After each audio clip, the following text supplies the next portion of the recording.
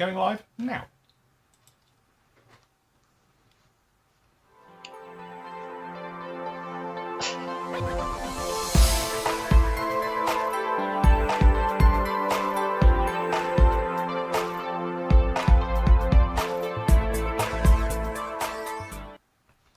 Hello and welcome to the Phil and Matt Show. Here we are with you live, 3 o'clock. Can you hear me now? 3 o'clock on the 5th of December. Sorry, Matt was pointing out he can't mute until we've started, because you can't mute it until it's played, which is actually a good thing. I must admit, I haven't thought of that. That's why you need an earpiece and you'll be fine then. Yeah, probably, yeah. Mind you, then I'd have to hear us back when I know what we've already said, if that makes sense.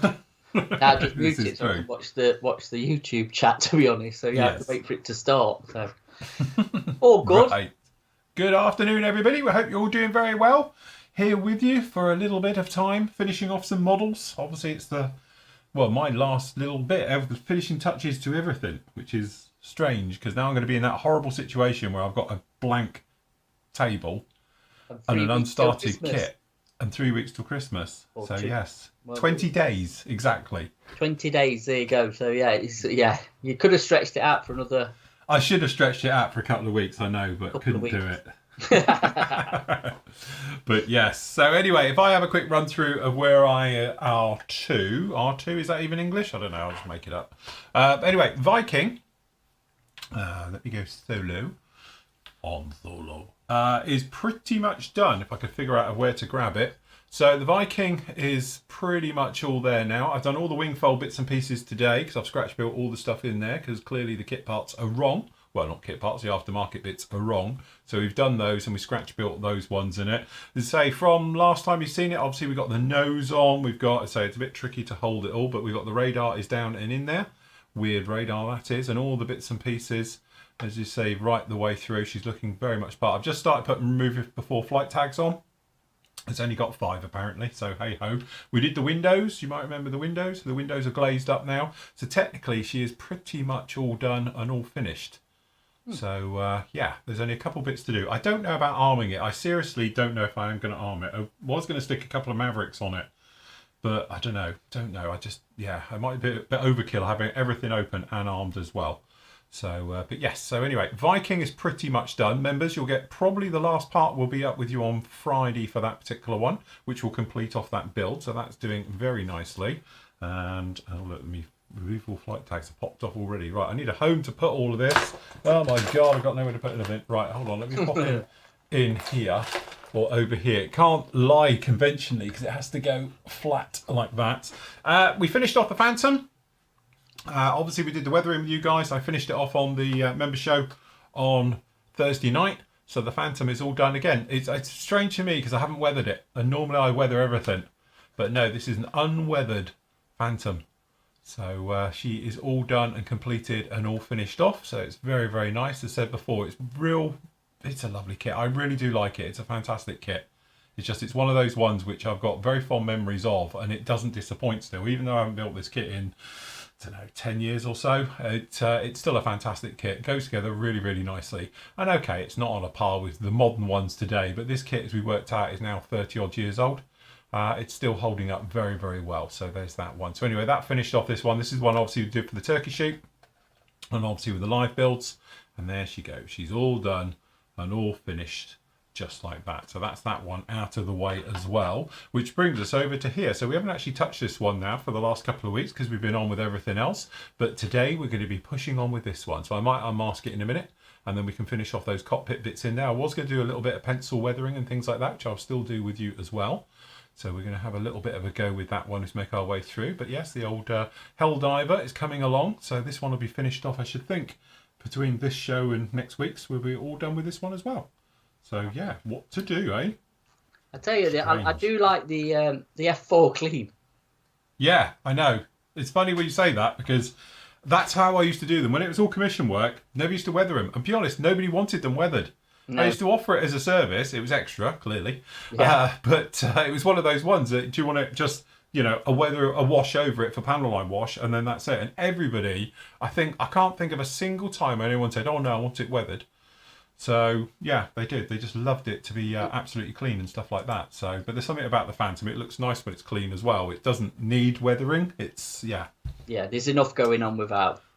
Mind you, unless you're doing a Greek one or something, then it does need weathering, doesn't it? So yes, yeah, definitely. Yeah, if you're doing a Greek one, an Hellenic one. God, I can't even say the word, but yeah, they always look cool. Good. Yes. But yeah, no, I like that clean. It looks. Like I say, because you normally weather everything, it's just nice for a change of pace and just not. Yeah, not to do it. Yeah. And I think as well, because of time constraint, because you wanted to do it for the turkey shoot, you're then not even in that thought process of, no, I'm going to weather it, because you're not really going to get the time to do it. So, yeah, looks good. That looks really good.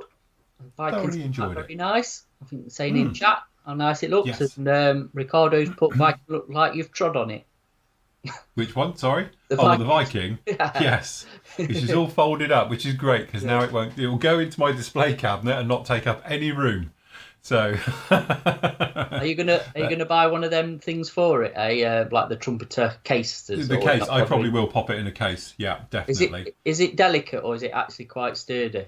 To be honest, it is quite sturdy, but the trouble you've got with it, you can't grab it anywhere because there's got hatches and bits and pieces all open. The wing fold set, they're all good because, as I say, the tail one I've put in a piece of metal, so that's actually got metal on the tail one because there's no surface area. It doesn't literally touch anything. 2 little hinges and that's it.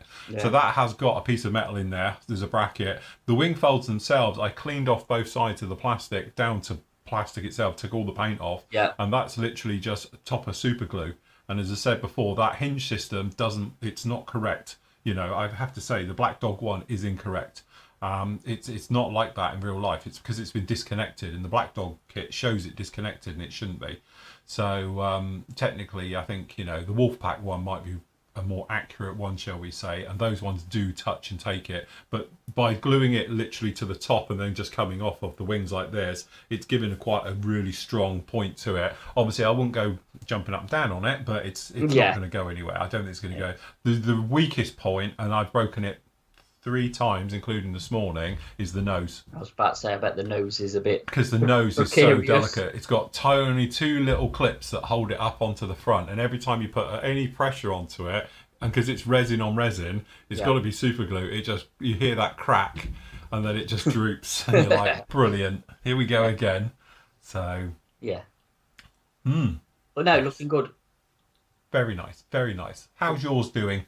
Slow, to be honest. Slow to 0, but I will show you obviously what I have been doing. But I haven't been in here, to be honest, hardly at all, especially not this weekend. Let me just shorten the camera out. So this is probably from last Thursday. I've done a bit more. Obviously, I've printed some figures off. I can't really see them in the background. They're a bit grey, aren't they? And added, obviously, I was doing the tops and stuff with the green stuff. Yeah. Painted a bit of, obviously, the tools, just base coating them, and to be honest, that is it. So I have been, because I've been struggling with camos. Yeah. So I've been looking on Saturday when I was down at work in the morning, waiting for something to print. I'll just pull the camera touch so you can see. Looking for schemes because the instructions for the kit are crap. I've had a look at the Ryfield one. I've had a look at somebody else's. I can't think. Might be the Academy one, and none of them are, brilliant.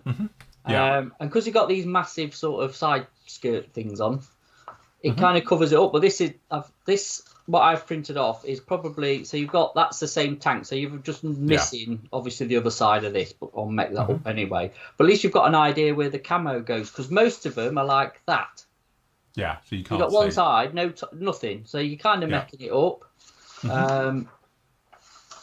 So I just found these off whatever site it is, War Drawings or something, and just printed. So I'm probably going to do this. I'm not doing it in a winter one, so I'm just going to use the camo pattern as an inspiration because obviously my blokes on there have not got winter gear on, so they'd be a bit cold in Russia without their big fur coats on or whatever. But I'll use this as an inspiration to actually do, some freehand camoing. But it's all going to be freehand because obviously this looks like it's definitely field applied or, when it actually got to wherever it were going. So that's going to be my inspiration. So I need to crack on with that at some point. And I'm going to be honest today, if you're thinking I'll probably do a bit more building on this, because I did say to you, didn't I? I want to get this wrapped up by the time we finish this year. So I ain't got long. So I really need to get cracked on and get back at it, shall we say. But yeah. But apart from that, like I said, I've not done a lot. It's just been been busy at the work, to be honest. Had a lot coming in, a lot going out, and just other stuff going on we've been needing to sort. So I'm hopefully going to get back on proper modelling again. This week is my plan. Yes, very nice. Excellent. Good job. Dave said about the 48 scale kit looks a peach. Didn't realise that you could open up the nose. It doesn't come, the kit doesn't actually have it. This is an aftermarket bit. So I use the Black Dog resin set for this. So it comes with the weapons bay, the wheel wells and the nose with the radar into it as well. So basically you end up cutting off the nose and replacing it with an aftermarket nose because it's very thin resin. It's like eggshell. So that's the one that goes in for that for the Viking. And again, we had a bit of trouble with that because, to be honest with you, it looks like it's shrunk because the resin was all too small for the kit. And I have a feeling they've taken a mould from the resin part instead of the mould from the original. And it's like, I think that's what they've done. And now it's shrunk a little bit. We're around about 2 to 3 mil short everywhere. So, yeah, we had to do a little bit of work with it to get that to fit in there. The nose section, though, even that was a problem because when we put the nose halves together, I had a gap all down one side. So we had to backfill that as well completely because, again, it shrunk. So I'm pretty sure, and as I say, I hate to speak to them, must admit I've loved the boxes now, but the Black Dog ones for this, something's not right. There's a scale issue with it. They are too small. Does it a deal breaker? Are you going to have to put a little bit of work in to get that to fit in now? That is the trouble with it.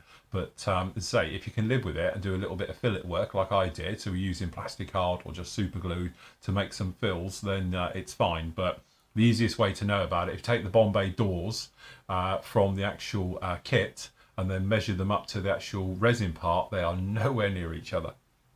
So, yeah, it caused a little bit of issue with that one, to say the least. But anyway, we got past it and we got it done, and you can't notice it now, luckily. But it's one of those ones where it's really annoying when you think it should just be a cut it out, drop in replacement, and it's not. Do you know, like Black Dog resin and stuff for the aftermarket?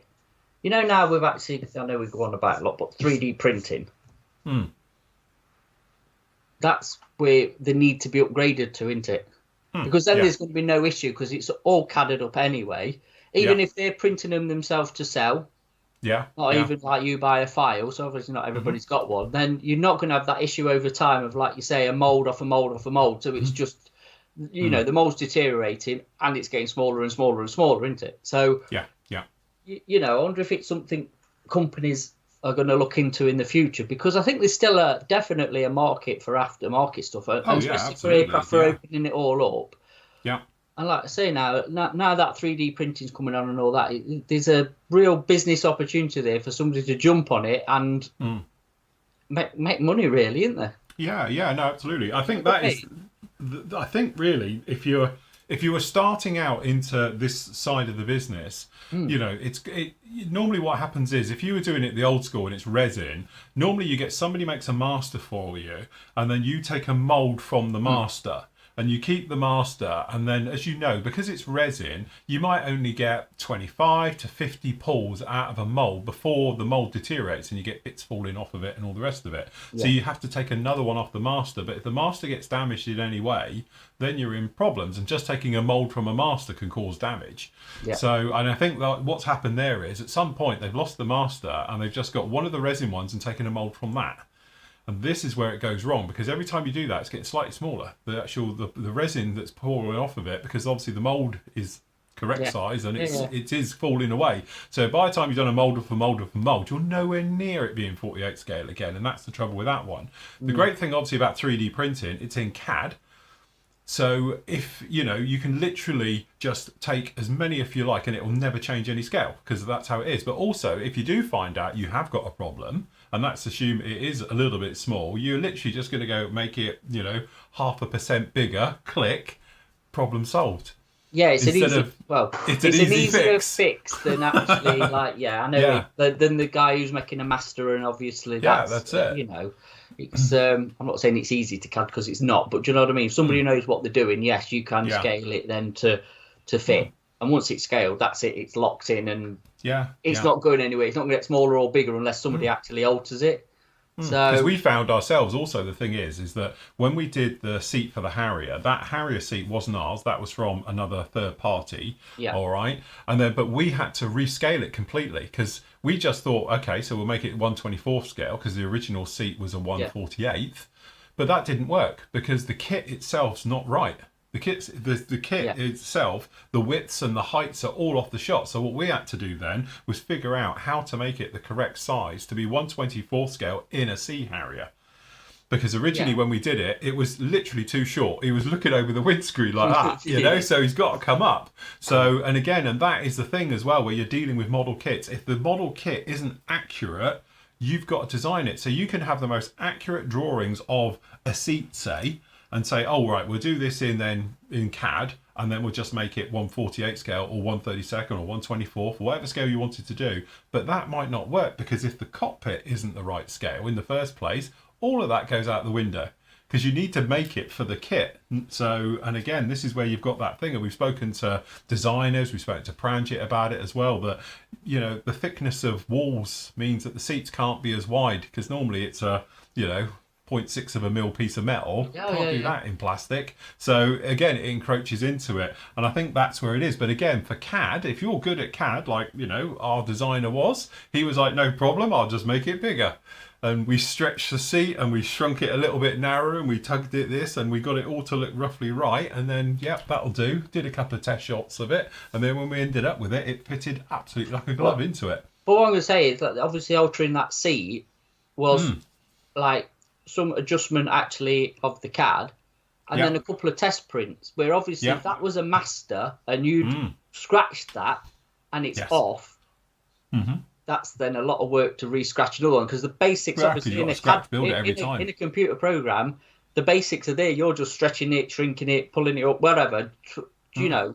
But that's what I'm saying about obviously that Viking stuff. All right, I know that Viking's a bit of an obscure kit, but you know, it could be bespoke CAD'd to fit that kit. Yeah. That's what I'm saying. Or if it's a Phantom or whatever it's for, which, you know, it like opens a world of opportunities. Yes. That's all right. I'll answer that one in a minute. Yes, all right. I've just seen it. So, but yeah, I think, you know, really, we were saying about, sometimes people say about the future of the hobby and all this type of thing. I think, again, what's happened is that the internet saved our hobby because it brought us all together. You know, without the internet, I can honestly say I reckon that scale modelling would probably be a really niche thing. I was say, niche. Proper niche. I don't think it'd be dead. Stuff. No, it wouldn't be dead, but it'd be very niche and very expensive. But luckily, I think the internet has literally saved the hobby because it's brought all the modelers together and you've got this real community thing going on. And it started up a lot of mum and pop, or what we call in the UK cottage industries as well. And then that spawned bigger companies from it, so forth and so on. What I can see now then is that I think if you talk to a lot of, how can I say this without being politically correct, but purists who say that computers aren't 3D modeling isn't real because you're not scratch building it. And I know you've got the people out there and they say all about that, but at the end of the day, I think it's one of those things where it enhances. And I think 3D stuff and tools and everything, designing and stuff, yes, you're not physically scratch building the part, but what you're doing is you're designing it in 3D and then using it. But also you're bringing it out to the masses quicker. Sorry, we're being buzzed by a helicopter. Can hear it. Yeah. I wish you'd sod off. But so it's one of those things. I think it enhances the hobby and it's going to bring better things. And already we're seeing a lot of the resin companies, if you notice, obviously Edard are moving over to it now, Armour and all the rest of it. Again, it's all 3D printed parts now. Yeah, I agree. It's not resin anymore. I've started, like I say, with the Armour that I do, with the figures, with the tracks, with some of the stowage. I'm well on board with it because, to be honest with you can like our bed for the Saturn like a little jerry can in 35. I can print over 200 off in one batch if I wanted to. Yeah. I've now figured to like swapping programs. So obviously you're putting so many on off one program, then some off. So you're just not putting the same thing off. So you're getting the most out of it because you're never going to use 200 unless you're doing a lorry full of them or whatever, which, you know, you might be.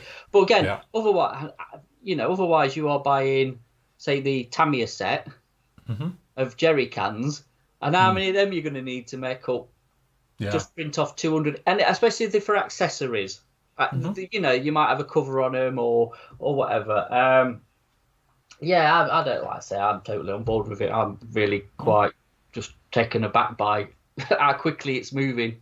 To be honest, it's moving really, really quickly. But I can't see any negatives from it. I know obviously there's the purists out there. Oh, it's not real. I think that's crap. To be honest, I think it's going to enhance the hobby. It's going to make things better. As I say, like Matt's got tools as well. You can print off like an airbrush holder and various things. Right. So it don't come with this bit, but actually, Phil, I found a thing for it. You found a file for that. I found a file. It comes with two, I don't know, like legs. But I think you can just saw them off, and then it'll just fit straight into one of these. So I've nicked this off my stand behind me. But again, if you like and it's free.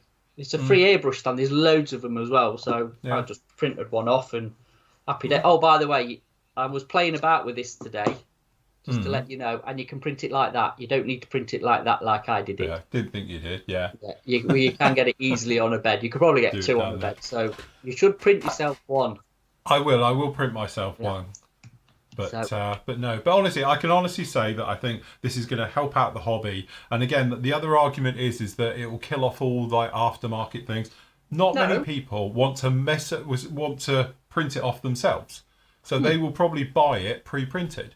You know, it's a bit like me. I do the Harrier nozzles, you know, and I've sold tons of them, you know, and it's one of those things because a lot of people don't want to print it off themselves, you know, they'd rather me do it or something. And, you know, perhaps they don't want to go through the hassle of having a 3D printer and all the crap that goes with that and the smell and the things and the mess and, you know, so, and again, if you're one of these people who only builds 2 models a year or something, you know, or 1 model a year, you're not going to want to invest in a 3D printer. So it's easier to go and buy these things and take the hassle out of it. So, I know we've got a few questions. We'll get to them in a minute. I know it's all on there, but I was just thinking because it's not our genre that we cover really ever. But you know, for shipbuilders, because that's quite an intricate. You know, you're building a ship or galleys, whatever. And I've not actually looked because obviously, let's say we don't really build them, but. I wonder if now you can start getting railings and you know what you used to have to get in photo etch. That's absolute fiddle to pain. Well, I can imagine, and a pain to actually. I wonder if somebody's doing stuff for that. So be interesting really to have a look. I never thought to have a look, but you know, because then obviously again you got your file, you can scale it to whatever your ship scale is, I suppose, can't you? Yeah.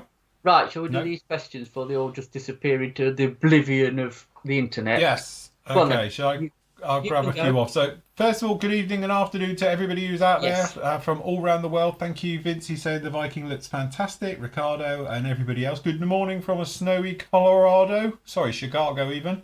From Jim. I'm going to say about Colorado is snowy. Colorado's snowy as well. It's fine. Killer Machine, thank you very much. Helldiver looks great in the Atlantic scheme. It does. It looks nice, dirty as well. Good afternoon from sunny Penzance. Well, we haven't got any sun here, but we did have earlier. And so, yes, hopefully we'll get a bit more, although it's bloody cold. Black Nose on the Phantom. Makes any model collection look much better. Bravo. Yes, do like it. Hello from a cold and snowy Germany. Very nice. The Edar BF109 G6 detail set scales out smaller. On the which one's that? The Ataki kit. Ataki kit. I'm adding to the thing is though, if it's made for Edar, it's made for Edar, isn't it? Not an Ataki kit or Taki, or I don't know how to pronounce it. So I've had that because I've had it with a Fujimi 109 actually. I think it was a mass set and it should have been for the Asagal one. It's completely different for the cockpit, and you think, well, same scale, but it's just manufacturers, isn't it? Just different designs and stuff as how they go about it. It is. Just to grab Greg right there, he said he's just put the wrong thinners into his thing and now it's turned to chewing gum. Do not press the trigger on your airbrush. What you want to do is tip it out your airbrush and flush the colour cup. Don't let it get down to the nozzle area, because otherwise you're going to be forever trying to get it out of that. So flush out your actual colour cup with plenty of thinners or whatever it is that, you know, the proper thinners for it. Get it out and rinse it. Do not press the trigger until your colour cup is completely empty. Because if you start pumping it down in that end of it, you'll have trouble. But if you mix it in the colour cup and you've noticed it's gone chewing gum, just do not press the trigger, because you can get back from that quite quickly. So if it's a tiny bit of lack of thinners through it or something, it will blow it out of the way. But if you've got a lot in there, you're going to be stripping it. So, yes, we've all done it. Don't worry. That's why I always... Chris... Hey, hold on. Go on. Sorry. That's why I always say, Greg, don't mix in your colour cup. Mix in a little pot. You knew it was coming. Harsh lesson there, my friend. But you will make it again and again, because even I did it literally last week. Right, Chris says, question for Phil. Now that Outlaw paints have arrived in the UK, do you plan on doing a review on them at all? No, because we're looking at SMS paints. We're not looking, we're getting them in. Well, yes, to be honest, PM's got the SMS paint range coming in shortly. So I'll be doing some bits and pieces on them. But say never. We might look at those in the new year. But again, I think literally they're going to be very, very similar. Yeah. How different can a lacquer paint be at the end of the day? Good morning from Northern California. Good morning, Henry. Nice to see you too. Totally agree, Phil. Good. It's always good when you agree with me. Yeah. Okay, painting question. How would you do the masking a straight line on a sphere? Yeah, that's a good one. He's having a hard time doing it, keeping the line straight. Need a laser.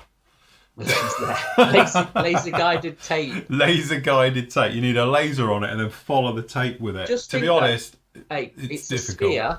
Yeah. You can't see both sides at the same time, as long as you're in the... As long as it's not really bad. Yeah, as long as you're going round it. On the piss. You know, but honestly, the way I always do it, if you're doing anything in theory, you do that thing a bit like line painters do and all the rest of it.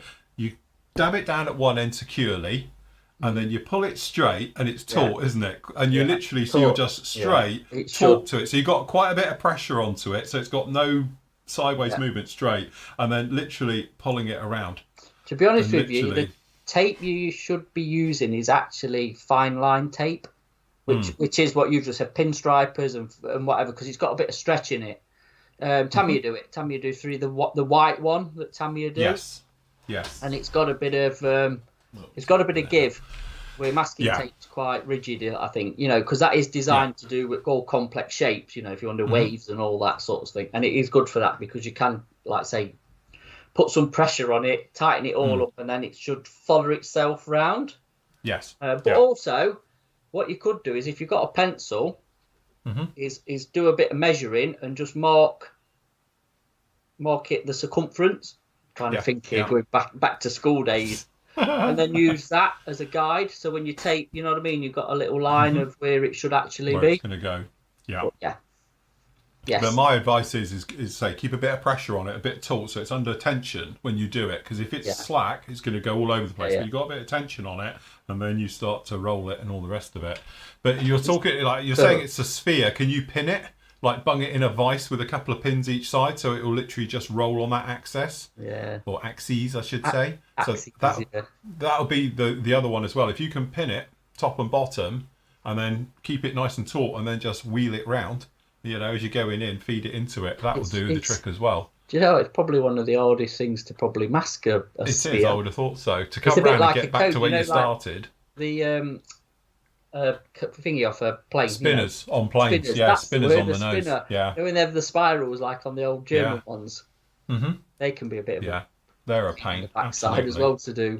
There's one bit right, and then obviously it's kind of goes off on its own. But yeah, so right, where we're going now? Hold on. Go for it, painting. Hello, good afternoon, guys. Hello. What type of 3D printers do you use? To be honest, we've all got them. We've got Saturn 2s. Saturn 2s at the minute. Saturn 2s we've got, and then I've got a little Mars as well that we got originally a few years ago, but that's kind of redundant at the minute because the Saturn's just the one, because it's obviously got a massive print bed. But yeah, Saturn 2s, good bit of kit. Have you noticed we can't get 3 kilograms of resin no more? Can't we? Even our one? No, not that stuff we've been using, because you must have said it and everybody's bought. You can get 2 kilogram and 1 kilogram, but not the 3 at the minute. It must be out of stock. 3 kilos. Oh, right, okay, yeah. Because I need some.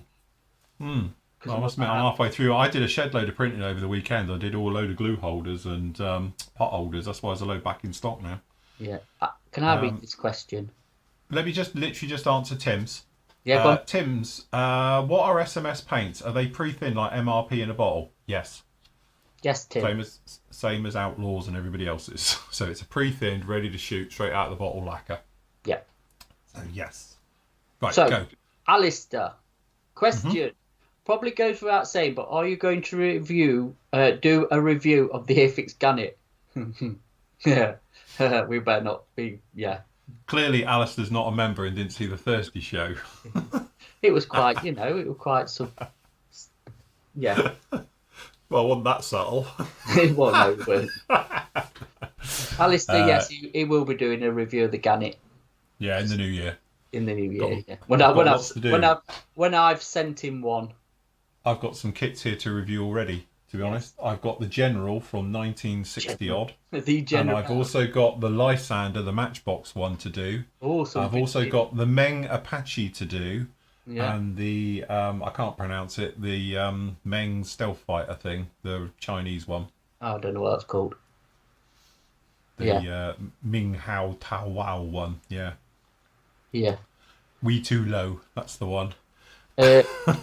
No, just a couple of ones. I have a 3D printer and I still buy 3D printed part stuff. Sometimes it's just easier to buy. It is, yeah, it's just convenient. You've got to bother doing it yourself. Then Dave's, but are you selling those 3D? No, we can't. We can't sell them because they're free files. Just, it's one of them. You just print for yourself, which a lot of files are. Because I know we always get asked, "Can you print us this?" We can't because they're not licensed for us to print to sell. Yes, or give away. It's a bit like the seats. The seats we're talking about, just to say, the seats we had a temporary license to do so many. That license was used, and then I haven't been I did try to get the license back again, but the guy didn't want me to have it anymore, so that was it. So I couldn't relicense it, even though we did try. No. So that's why we can't do the seats anymore. No. Again, this is going to be the biggest problem with 3D printing because it's back to Napster back in the day, isn't it? With nicking all the music. Yeah, and it's literally, you're going to have 3D files that are going to be ripped and changed, and the designers of them, and to be honest, I'm quite passionate about that anyway, that, people ripping off other people's ideas, and it's like, I think it's bad because the poor sod who did all the work in that gets nothing, and some chimp who's never even thought of it, he takes all the money, and I think it's really bad. It's cashing in. And I know the world's full of it, but it's one of those things that really gets my goat. I know it's rife in the figure world, or whatever, where you're just getting knockoffs from well, let's say the Far East, shall we say, without pinpointing, but you know what I mean. Just generally just ripping off and then recasting. Recasters is the word. It's a shame really, because like I say, it takes away from the original artiste who did them. Yeah, and if you are that original artiste, you'd be pissed and not going to want to do it anymore, and I wouldn't either. I must admit, I'd stick my fingers in it, and exactly. Jim's question: why are there variations inside among model makers within a particular scale? Because obviously, they're designed, personal, because obviously whoever designs them, like when we talked to Pranjit, it's his design, it's how he sees it and how he's broken it down. So it's not a uniform thing, and obviously if another manufacturer have done it, it's the way they've done it. It just, I know what you're saying, though. Technically, they should all nearly be the same within. I think they're all 48 for whatever, within scale. It's just how they approach it, especially on cockpits, isn't it? Because they're all, you take a 109, you can take 5 different manufacturers of 109. The general cockpit will be the same, but how they broke it down will probably be different. Be different. Yeah? Yes. Gary, hello from an overcast Doncaster. Not far from me, probably. Question for you. Any idea where I could get a set of 170-second decals for a Grand Slam Lank? I can't even talk again today. I'm struggling to find any. Annons. We always say extra decal. I guarantee extra decal for a Lancaster, they've got it. So try Hannants. Suppose the problem you've got is, though, has there ever been a Grand Slam 70-second Lancaster? I don't think there have. Good point. I don't know. I don't think there has, and that's where you're going to be a problem, because the only one I know was the 48 Tamiya one. Yeah? Yeah. I've never seen one in 70 Yeah, I must admit I haven't seen it in 70 Now you've seconds. I said don't know it. if anyone's done Gunbuster a ones, conversion. normal Yeah. bomber ones, and all that. But yeah, that's why you might be struggling to find them because probably nobody's done it, or it might have been done a long time ago from some like cottage industry, and they've long been discontinued. But unless somebody on here can point them in the right direction. The other thing as well is don't forget Lancasters notoriously, obviously they're generic. It's usually the tail markings that will be different. You can buy, and again, Extra Deck will do them from Hannon's, just sheets of marking letters in the sky with the correct heights, and you can just make up the ones you want. You just buy a sheet, and it's basically an alphabet, so it's just A's, B's, C's, D's all the way through, and literally you just take the letters you want and then pop it onto your model, and you'll have the markings for it. Yeah. So, you know, it's only the nose art types of them, and I don't think Grand Slams and that used to have stuff like that on them. I don't think so. No, don't know. I'm no expert, but no one would have thought so. So yeah, that's a good shout. Okay, David's got a question. He said that he's had some decaling issues. Decals bedded down, Hataka Laka Mata varnish over the top. Left it for 3 days, detacked the Tamiya tape, and then lifted some of the decals off next day. Is this because of the matte varnish? No, it's because of the decals, probably. Yeah, it's going to say it'd be the decals. So what's happened is that some of your decals haven't adhered, as in stuck, to the paint. So they're literally laying on the top. So like silvering effect, in other words. So you've got air gap underneath. And what's happened is that you've put the tape over the top and it's just lifted it. Because the decals aren't biting, and that's why it's just ripped them straight off. So again, it's one of those things. I don't like going over the top of decals with tape anyway, any masking tape, but Tamiya tape as well. If I detack it, when I detack it, literally, it's just the moneyest bit of tack left. Yeah, literally, I detack it on my arm. You'll see me there, and I'm doing this for it for ages. Just about when it's got some tack still is when I'll go over a decal with it. I certainly wouldn't put it over there when it's got any type of bite whatsoever, because you have got a thing. If that decal hasn't gripped, you are just going to lift it clean off. You know. I learned a long time ago not to mask over decals, or avoid Avoid it if you can. If you can, because the amount of times when you think, oh, they're down, they look really good, and it's peeled it off. It's you know, or took a bit of the decal with it. I mean, whose decals are they as well? Are they the kit decals or aftermarket? Because again, it's decal quality as well, isn't it? I know Andy's been having a bit of trouble with his decals on his little Provost thing he's been doing. But again, I can agree with him because the decals, and I'm going to name names, but can be a bit hit and miss, shall we say? Yes. A bit crisp, I think is the word I like to use for them. Yes. So anyway, yeah, you'd have to just let us know if they're the kit decals and whose kit it is and whatever. So. Just one more, just before it all disappears. Phil and Matt, how did you decide on a satin printer? Well, that was me. I was the first one to get it because I saw a load of reviews and everyone said bang for buck.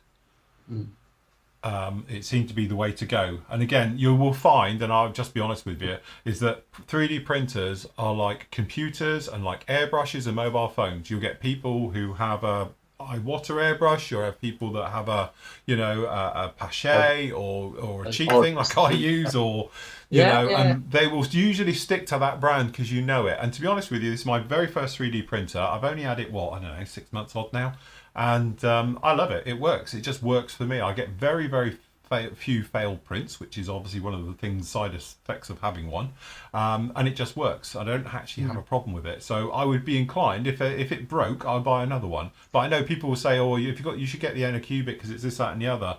If it prints, to be honest, I don't think it's good enough for me. I don't think there's probably a lot in it between them, because the actual gubbins of it must be the same for it to work. You're just paying either for, like I say, an Anycubic or an Elegoo, and we're kind of in the Elegoo camp because, to be honest with you, Andy was the first one to get the little Mars Elegoo, weren't he? Yeah. Then we got one for work, and then we kind of got a Saturn. It's just Elegoo. You kind of get used to that, like I say, with phones and stuff, the workings of it. I'm not, like I say, an Anycubic could probably do exactly the same job. So go for it, painting. Matt, I'm a new subscriber on your channel. Well, thank you very much. Hopefully it'll be coming back to life, because it's been a bit dormant now at the PM channel for 6 months, if not more. So yes, I'm doing some content at the minute, and hopefully in the new year it'll be up and running and a bit more lively than it has been. So cool. Just to point out, the guys are saying in chat, Hasegawa did a Grand Slam. Oh, did there? There you go. So somebody did do one. Yeah, hold on. Nigel's put up. Here it is. Yeah, no, he's right. When was that last seen? Facts about the kit. When was that What first done? timeline? There Do we a go. timeline. 2005. Oh, right. Well, we're only nearly 20 years later. Mm. Popular then. Yeah. Yes. So, yeah, there you go. All right, if so you there is did one want out there. There is one out. So if there is one available, but you see Just- with this where it's with the markings on Yeah, here, yeah. you could do that. The only one maybe is obviously you got the emblem up here, So, but the rest of it is pretty standard, isn't it? so the Grand Slam Lancaster. God, I'm going to get my words out. I feel like I've been drinking. How many did they convert? How many was there? I don't know. There you go. I'm asking chat. Chat will know. Oh, right, chat will know. Somebody will Google it. Chat will know and tell us. Yes. Oh, Airfix did one, did they? Airfix did one. Airfix did it. They did. Well, they did. 8006. Right. God, that's the Yeah. old kit, though, isn't it? That's the old kit. They've not done the new tool one, have they? No. God, yeah. Camo mask for a HE219. The owl. What the what's it called? Tamiya kit. It's the owl, isn't it? Yeah. God, there must be a mask set for that, surely. The Yoo-hoo. The hoo-hoo. Woohoo. The hoo-hoo channel. Yeah. Woohoo. And somebody's asking what the channel's called. Pair models. YT channel pair models, and yeah. Only 2 Lancasters were converted, apparently. Oh, is that it? You sure? I thought when they went after the Turpits and all the rest of it, there was an entire squadron that went out and did it. Less than 1,000 there. Over 2 Lancasters were. All right, less than 1,000. All right, yeah, okay. Fair enough. Anyway, are we going to actually do some modelling this afternoon, or Yes, let me just do this one. Steve says, "Hi guys, what brand of lead wire types of wire do you use for detailing, pipeworks, etc. Apart from copper wire around the house?" Thanks, love the show. To be honest, I used to use, but it's no longer available now, is it? Plus Models lead wire. You were saying it's no longer available to me the other day? Plus Models, not from our source, to be honest. I got a load off. Model Tools for you, was it? Oh yeah. I got a load from there. I've got loads of these because I must admit, you say when I used to have my store, 20 years ago or whatever it was, I had tons of them. So when I closed the store, I had loads of it left over, and I've been working my way through them. So I have those, but also you can buy. Where is mine? Just while you're doing that, I'll just answer to Crispy Nugget. He said, "Could you give me a link to those resin figures?" Right, Colts 3D. Just put in German tank crew, and they come up. You'll see them, and you'll get a load of different ones. You'll see, just look for the pointing man. I think Pointing man. I think actually put in tank riders. It might be German tank riders. Put that in instead of tank crew. Something will come up. You'll see. There's loads. So. So I'm just reading our chat because they put up all about it now. Apparently the Mark 1, the Lancaster B Mark 1 specials were built with the more powerful Merlin engines, stronger undercarriage but without a Bombay doors, and minus many of the items to save weight. Comes out helicopter again. Hey, it's buzzing you. Is it the police one? Isn't it? Probably. When airborne, the Grand Slam special could barely manoeuvre, and pilots were advised to refrain from minor adjustments whilst flying on the flying controls, allowing the aircraft to wallow. Sounds delightful. But it still doesn't say how many were done, though. That's the thing. We need to know how many were converted or built. Well, we've got a thing here of less than 1,000 over. Sorry, just being silly, folks. I don't know, Robert. Just be serious. This is serious program we do here. This is serious channel. This is serious stuff. Oh, just one from Vortec. Because I missed it. Hello, guys. Be aware of Ammo MiG early World War II RAF paint set. Okay, we will. The green is like a grass green than the original RAF dark green. I hope that Attacker set will be more dark. Attacker's normally pretty good, actually. I haven't got one of their dark greens here, actually. I have got a dark green, but I don't think it's for aircraft one. It's a British Army one. All right. So other news. Apparently they built 32. Hey? 32 Lancasters. 32 specials. was there? Yes. Yeah. And just to answer Alistair again, are you still going to build the Puma chopper? Which one? I'm going to build the big one. I've just got to speak to my man who's doing me some parts for it in the new year. John, he knows he's on it. John will be on it when he's on it. New Year's out of the way. But yeah, I'm going to build the big one. The little one, to be honest with you, I've got no decals, so the decals are shot. But I want to do the 30-second one, and I will be as soon as, like I say, my parts are ready. Be cool, that. Yes. What's that? Millerman says, do you think models, one day that models will be downloaded and be printed on 3D sprues? To be honest, that's already started. If I could find where mine's gone. Where have I done with it? Here it is. So, for instance, this is my printed off and cleaned up and everything. So this is my... Oops, just move them out of the way. There you go. That's what will happen. They'll come and be like this. So this is my Y-wing that I'm going to do. And this is it. It's obviously, normally it's all on, frets and the various bits and pieces. But you can see I've still got to do some clean up with these for the pipe works and stuff like that. They literally just come like this. So instead of being on a sprue, they'll be on a plate on the bottom. And then you'll be just literally coming along and then taking them off and then taking them off these bits here, and you'll be putting it. But that's what will happen, I tell you. For years to come, you'll have your Replicator 5000, and you'll just be putting it together like this. And that'll be your model kit. And again, you can add as much detail to you want, and obviously lighting and all the other bits pieces, but that's what it'll be. It'll literally just be bits like this, and away you'll go with it. So we all need a replicator. That's it. Everybody will just have a replicator. It'll be absolutely fine with it. So yes. Right, what else do we got? What else? There you go. Greg says his airbrush is all clean now. Well done, Greg. That's half hour of his life he's never going to get back. That'll teach you to not mix it in your colour cup. He says the fumes are that bad that he daren't light a ciggy. Probably a good idea. Yeah, don't spark up, for Christ's sake. Just blow up.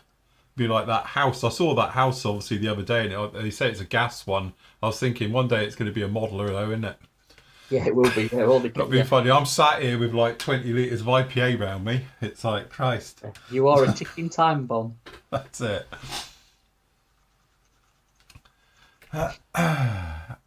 Apologies again. I appreciate the seriousness. No, we're not. We're not that we serious. never take anything serious, so... Any rumours of a new Airfix model next year? No. They're very good at keeping it well hidden. Shall we tell them what it's going to be? Oh yeah, the helicopter near Phil is an Airbus H155. Oh, I know that one. That's a personal one, delivering very nice, expensive people down to Cornwall and back. It's at school near you, isn't it? Picking the kids up. They do that one. Yeah, no, they do have the helicopters going there, but that one he goes there twice a day up and down here. As I say, we do have lots of military. The one earlier, that was definitely a Merlin. Be Merlins and Wildcats all round here. Extra Decal X72349 is the only one known that comes with the decals for the Grand Slam. Thank you, Roger. There you go, you see. Well done, Roger. A bit of research. Is it available then? Yeah? No. Shall I have a look? You can do. I can't do this. I can't take it from one screen to another. Well, it's from one computer to another. I thought I'll just drag it over and have a look, but I can't do it. It's never that simple, is it? Yeah, Gary says as well. I think he's either watching this late on replay, but he's saying there was 33 converted to Lancasters. There you go. Not as niche as I thought then. No, I must admit, I thought it was very niche as well. I didn't realise there was that many. So, yes, good job. Have you seen the test shots from the Dragon BF109 with slide moulded wings and fuselage, no seams? See, it's not modelling then, is it? Is it 3D printed? I think you did that though, didn't they? With the Mozzie, was it? The Mozzie, the wingtips were slide moulded. Tamia? No, HK with a 30-second Mozzie. That was a slide moulded fuselage, wasn't it? With no seams. Yes. Somebody else has done it. Go on, sorry, mate. Sorry, go on. Question. What model makers, in your opinion, is the most secretive when it comes to keeping a lid on new model kits? All of them, Jim. Because all of them keep it very stum. normally I'll tell you when the leaks appear. The leaks appear when they go to be moulded, actually, because that's when other people get to see what they're working on, and that's when things get out of the bag. And certainly there's a certain couple of companies all use the same injection moulding company in China, who you might have seen some of their comments in the past when they've been going at each other over it. So yeah, I think that's when things seem to get leaked and out of the bag. Until that point, they're very, very secretive. I know Tamiya is incredibly secretive over it. Airfix are as well, but I imagine pretty much all of them. Well, it's a bit of like industry espionage as well, isn't it? Yes, you don't really want your competitors to know what you're doing before you've done it, because, like we've seen with Apaches, shall we say, and other things. And is that because? And again, I wasn't going to say it, but is that because both the same company, or both companies use the same injection molding company? Well, let's put it this way, because when certain amount of, let's say, armour was coming out, there was a lot of the same stuff all of a sudden, weren't there? Yes, definitely. And again, it's you don't know, do you? Because you're only speculating, but it's a bit coincidental that somebody's bought out a Stug Free and then there's another one from another company from that part of the world or whatever it was at the time. So, yes, bizarre. Definitely. All right, see if we've got a yellow. Change camera angles so you can probably not see a lot that I'm doing. Can't get it down the wood today at all. Get me Faber-Castells out. You've got your thingy ones? Yeah, I've got them as well, but I haven't got all the colours, you see. So I need like a yellowy colour, and I need a greyy colour, so I'm using the Faber-Castells. I'm pretty sure Faber-Castell invented them well before AK decided to do it. Have you got a sharp point? I haven't. I will have shortly though, when I sharpen my point. My nice. That's where I need my eyeliner pen, pencil sharpener, isn't it? Right, that's got that's it. That's it. So this one needs a bit of a point. So what I'm going to do today is I'm just going to pop round and put some very subtle. And when we say subtle, we mean very subtle. Little chips, scrapes, and burrs all over this little guy.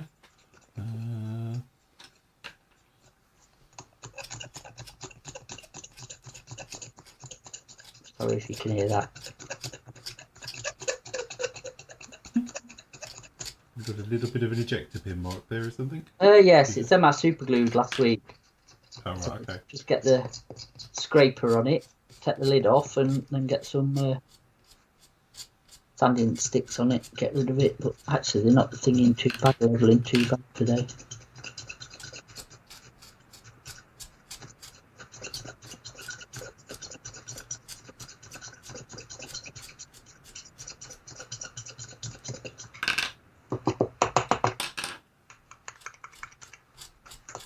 For anybody who's asking or interested, we did used to sell these, but we can't no more because of, not the company that we used to get them from, because of bloody couriers. Yeah, they've been classified as a knife. Dangerous weapon by some smart arse. Yeah, so they won't let us have them anymore. No. And said supplier uses that courier, so... Yeah. It's a shame, really, because we used to sell quite a few of these. They're a really handy tool. They did 3 different versions. But, I mean, if you're not in the UK, you're in Europe or in the States or something, I bet you can get them because they're just master tool. Yeah. And, yeah, a bit of kit. Okay. Ooh. So, what I'm thinking is, we're just going to pop around with our pencil to start with. So this is just a normal HB pencil, nothing exciting. And we can just do some little chips and scuffs, and we're just going to follow panel lines and different areas with this, and literally just going to pick out little tiny bits into this one. So what we need is my scraby lights on. Alright, so I'm just going to literally just follow some panel lines, and then Just pop around some little areas, and we're just going to cause little scrapes. Have you got aluminium? No, I've got an HB pencil, which is my version of aluminium.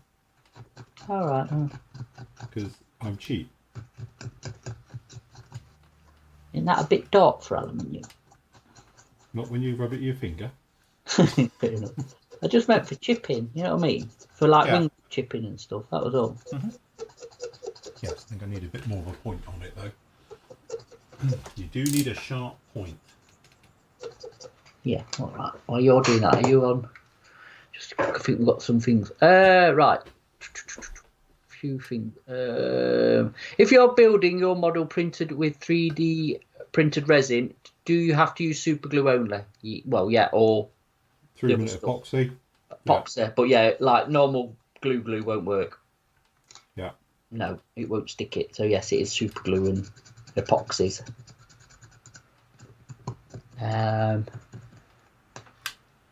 Right, probably a dumb question, no such thing, Andy. But what do you do regarding panel lines on a night fighter with a black underside?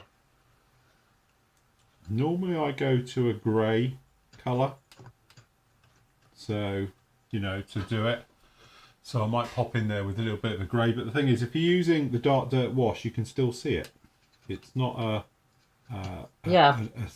you can still see it because it shows through as slightly different, and grime as well work really well. Don't forget, just look at some real life reference photos of black painted things, and you'll see how they weather and use that. I mean, buff, dust, all that will work. Just to be honest with you, I mean, me and you are quite different in this, I think, anyway. But I wouldn't give it a panel line wash. No. I think it can look a bit false. I would actually like dirty it like I would a tank or anything else. You know, get the oils out or whatever. Change the hue of the black, which I know you've done on. There you go. There you go. So this is grime. We used grime under here. Yeah. So this is the grime colour. And then we used dark dirt on the top. And then we did a bit of both. And we just slapped that round. So obviously that's dark dirt on the top now. And then there you go. That's the actual grime underneath. So you can see the grime, it's lighter. It's not like as sharp as white would be or using a grey or anything else like that. But obviously you can see it pretty much through there on that. And then obviously when you come in with the oils, obviously we did the old dot technique. So this is obviously the weathered one underneath and the top one is new. All right, just to wear it back a little bit. And then obviously we came in with post work. And again, this is it all weathered in. This is just new without any weathering on it. And again, you're just sort of fading it all through and all the rest of it. We did exactly the same on the underside. So we use a little bit of grey. And obviously we made up little, you can see down here, a palette with them as well. Just to keep it manoeuvring it around. And then obviously we use dry brushing. And you're just trying to knock it all back, as we did down on this one. And then, I don't know if I've got a picture of it, which you've done. There you go. So underneath, you've just got that thing where it looks pale. Nothing stands out too much with them. If you ever look at them in real life, it's not like they were covered in panel lines that are really sharp and detailed. You just have this sort of area. But when you move in close to it and get a proper look at it, you can see it. Some areas are more patchy than others. And it's just generally got that nice sort of flat look right the way over it. There you go. You can see it down in there. But the oils will grip it in some areas and not so much in others. And go right the way through. So I've got another one down in here somewhere. Not so much, but you can see it's just got a little bit of grime. You can see it coming through it, but it's nothing massively heavy. And that's what you sort of do with it. Other ones I've done, I did a Night Fighter from a 262. We also did it. There's a Halifax in here and everything, but they're all in black underneath. But the 262, if I remember rightly, if I can find it, there it is. This one we use a hues of blue underneath it.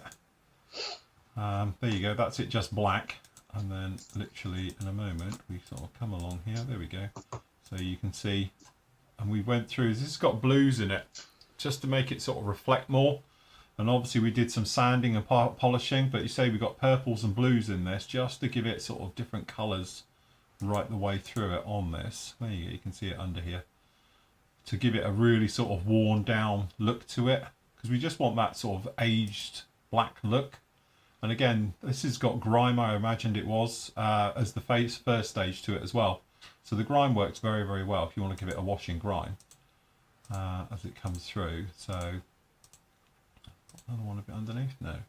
So, but yeah, again, working with black is one of those things. I think it's very daunting, but once you get a bit of your eye in with it, you know, you just need to dull it down, knock it back, keep it flat. Don't use don't black. make it too shiny. Yeah, don't use black. Black. Isn't it though? So, yeah, no, it is. It's very true. Because once you're into, if say you use an XF1, you've got you can go lighter. Yeah. But it's like white. You can't really go anywhere with it. You've reached its maximum, if you know what I mean.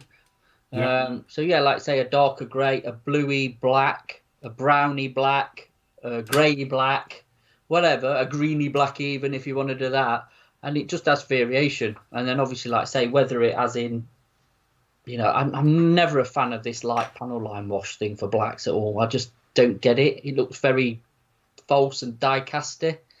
Yeah. From my personal point of view. So like I feel like the grime, the dirt, the dust, whatever, and whether it with that. Ooh. So yeah. Anyway, right. Where?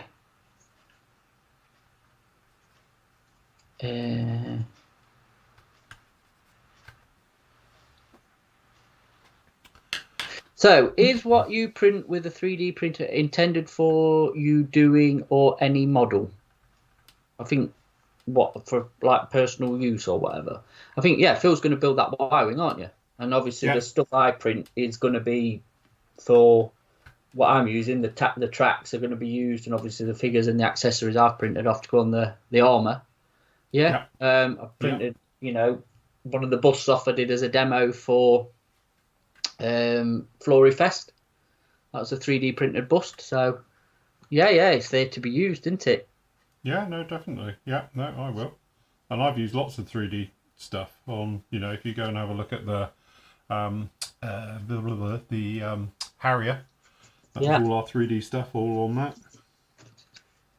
But again, I like it because you could take one of these older kits, like say this Tamiya kit from 1970, whenever it was, and just upgrade it without going mad.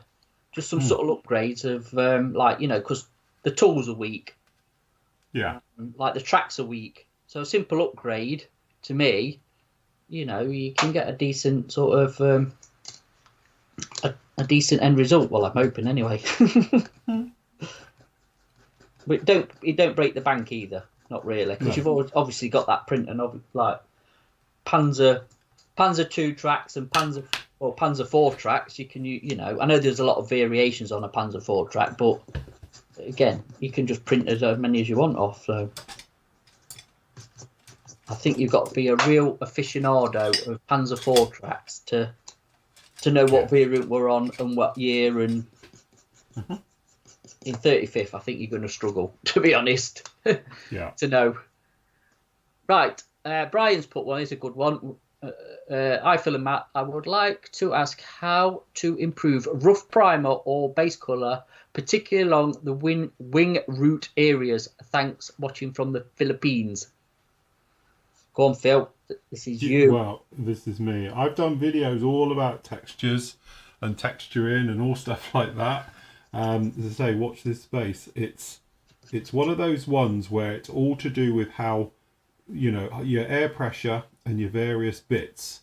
So it's the easiest way to do it, if you pop along to the tutorial section. So literally on the site, just click on tutorials because it is free, all of this. All right. Go down to, which one did we do it under? I don't remember where it is now. I think it's under maybe basic airbrushing, just down in here. All right. And there's an entire video all about it where I talk about texture. There we go. So this one here is actually called textures and rough finishes and what's wrong and why it's doing it. And often we talk about obviously the different effects and the various things you get on this one. So down in here, I set this up. So this is the paint and it's too thick. So because it's too thick and I'm spraying it at too high an air pressure, you can see this texture all over the plastic card. And this is really rough. You can actually feel it with your finger. All right. in the next slide, we've done this and we've literally thinned it. So we've thinned it correctly, but the air pressure's still a little bit high, and that's where it's really fuzzy all around all the sides on it. And then on the third one, literally you can see it's not as big and as fuzzy now. We've basically thinned it and we've turned the air pressure down because we're closer now, so we're not doing as big an area, and that way you get it. So it's literally this thing. How many pictures we've got down here? And the way I describe it is, if your paint's too thick and your air pressure's too high, it's going to come out like a heavy grit sanding stick. Yeah, and the more you thin it, it will actually become slightly less. But the thing is, you're going to be using a hell of a lot of paint, so it's very difficult to control it. So you need to turn your pressure down.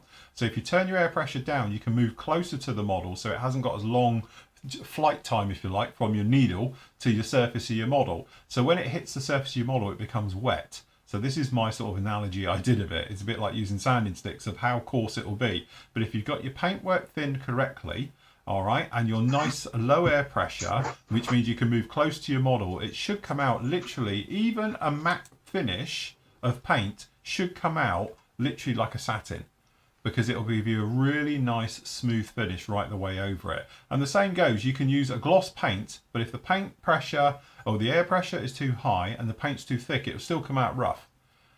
You know, it won't just give you a glossy finish. So again, you can literally, just by turning your air pressure down, thinning your paint, moving closer, that will stop you getting it. But also there's a couple of little tips and tricks which I talk about in that particular video as well. Like literally when you get to those 90-degree areas, I call it a vortex ring, because the air hits it and it's swirling around and around on itself, and it can dry extra fast in these areas. So consequently, if you do a couple of really heavy wet coats just in there, and then when you overcoat it again, it's got time to melt into that first coat below it.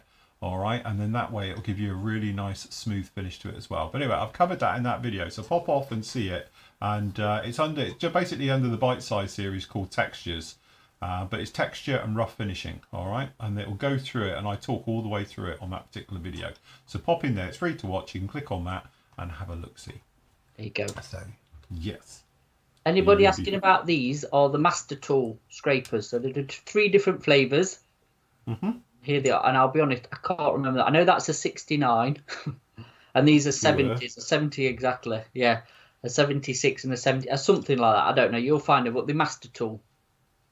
And I've just been using the curved one, and then obviously got this one where you look like you're gonna damage somebody with it because it's really sharp. But it's actually good for rescribing. You know, I used to use it for figures, you know, like styrene figures for sharpening detail. You could just get in there and scribe and scrape and just sharpen stuff up, and then you've got this one as well. So yeah, for you guys in the States, if you can find them, I'm sure you might be able to get them.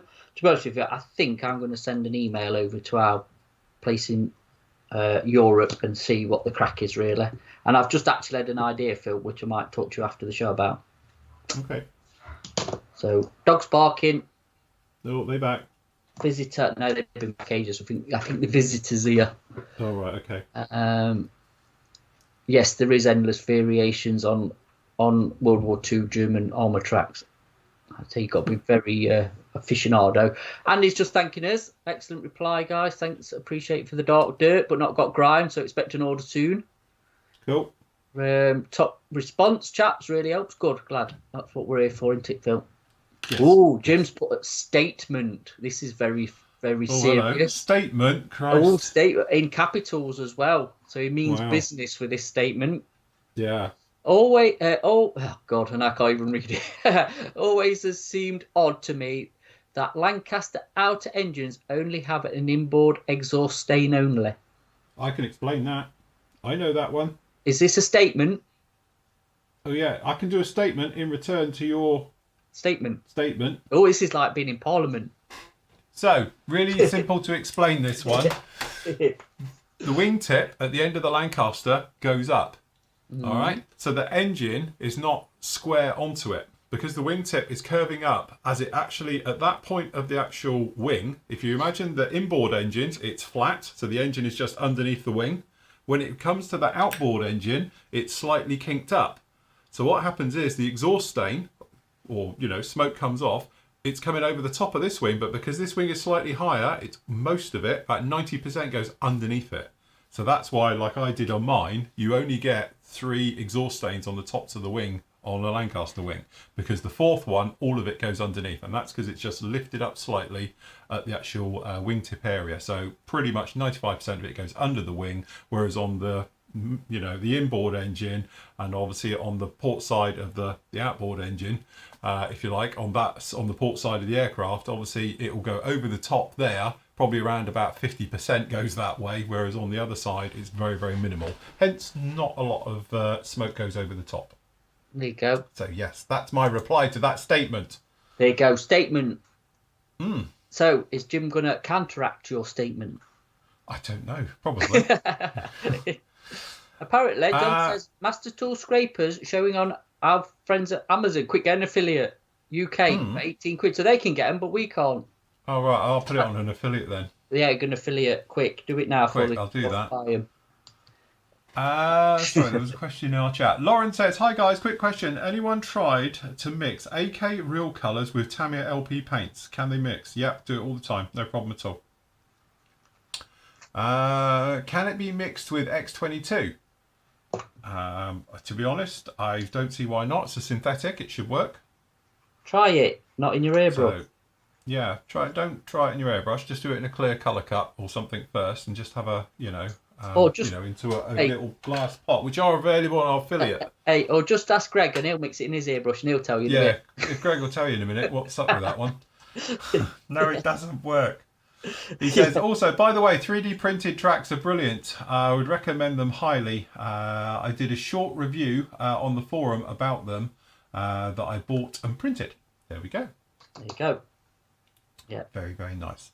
Phil, in the forum, using the iPad, where's the navigation link to the Flory Models homepage? I've taken it off because I was having loads of problems with people telling me that they were clicking it in the main site, as in here, because you know what it's like. You're in our forum, and we've had to do this change here. If you're in your forum here, we used to have on this side down in here the little link back to the main site, and then people were clicking that, and then you'd get a line, and you'd go down again, so you get 2 of this. And if you did it again, you get 3 and 4 and 5. And I had loads of people complaining over the weekend it was doing it, so I've taken it off. So, but if you want to get to it, I'm pretty sure if you click, let me check on my phone, so I don't know if this will work. Hold on. Let me see before I say it. Because I must admit, I've got 2 tabs open, one for each. Oh, I don't like this, Phil. I'm working in mess. But I've been scraping. I don't like it. Not good. I'm going to have to quickly just clear me bit of cardboard. Sorry, I thought it would be. If you click this little bit up here, it would take you over to the main site. I can probably make it do it so it will take you over to the main site. So wait till this afternoon. I'll get a bit of time and I'll write a bit of code for it. So when you click on this bit here, if you're on your mobile device, it will take you to the main site. All right. But again, because we've now integrated this into the main site, which makes it easier for me doing this, I can tell you. So I don't have to have tabs open everywhere now. But yeah, it can do it that way. Oh. So, yes. Better. Right, so shall I just show him what I've been doing here, playing with me water pencils, me crayons. So we've done a little bit of work across the top of the wing here. So we've just done little mild chippy bits and all the rest of it. And now we're just doing some of that yellowy type chippy stuff coming through here. So all we've done is we've taken our crayons, right, and we've just come along with them down in here. And you just make, literally, if I do it somewhere else, let's do a bit down in here. All right, so we just put a little bit down in here, and you can do some squiggles and lines if you wanted to, exactly how you wanted it. All right, down in there, and then you take your paintbrush with a little bit of water, and again, like using oils, knock all the water off, because otherwise it rehydrates it a little bit too much. But then you can actually blend it and maneuver it around, and you can fade it back and all these areas just like that. And you can start to get these little yellow marks and things going in here, just like this. And if you wanted to with these, you could literally, there's another way to this, if you take some water and then just, you can activate it on your brush. See, it's got yellow on the end now. So now if you wanted to come in, you can literally come in now and put it down in here, and then you can blend with it and do all your bits that you might want to. So we just start to blend all these around.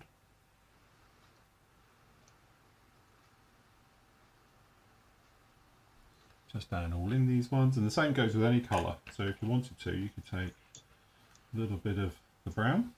So this is actually one of the AK weathering pencils as well, and you can just activate it, and then once it's on your brush you can just come along and you can start to manipulate it and go around with all these areas. Then we can darken some of these up, or as I say, you can just come in with your pen and you can put little squiggles and dials and all your bits and pieces in with these, and then come along with your water and you can blend with it then.